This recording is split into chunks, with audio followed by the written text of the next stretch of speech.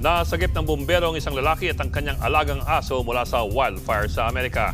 Habang sa Myanmar, matinding baha naman ang iniwan ng bagyong Yagi kung saan 11 ang patay. Yan ang iba pa sa Frontline News Abroad. Gumuhong tulay, rumaragas ang baha at nagtumbahang mga puno at mga poste. Yan ang iniwang pinsala ng bagyong Yagi sa Myanmar. Hanggang sa ngayon, lubog sa baha ang mga bahay, maging ang paaralan.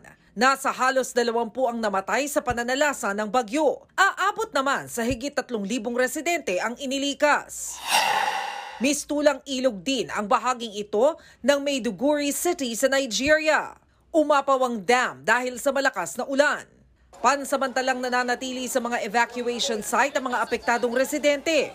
Inaalam pa ng mga otoridad ang bilang ng mga nasawi at nawala sa baha.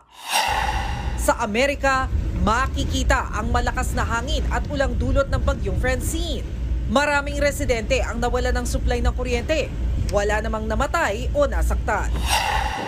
Wildfire naman ang naminsala sa bahagi ng Priorat, Spain.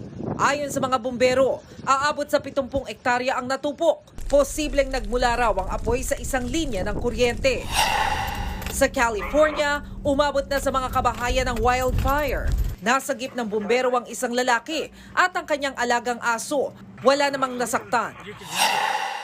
Makikita naman ang usok mula sa nasunog na burol sa Quito, Ecuador. Under control na ang sunog. Isang lalaki ang inaresto ng mga pulis na nagsunog umano sa bundok. Nagbabalita mula sa Frontline, Maricel Halili, News 5. Mga kapatid, Ed Lingaw po, maging maalam at may pakialam sa mga napapanahong balita sa ating bansa. Para sa mas malalimang pagtalakay at paghimay sa mga issue at headlines, tumutok lamang at pag-subscribe sa social media pages ng News 5.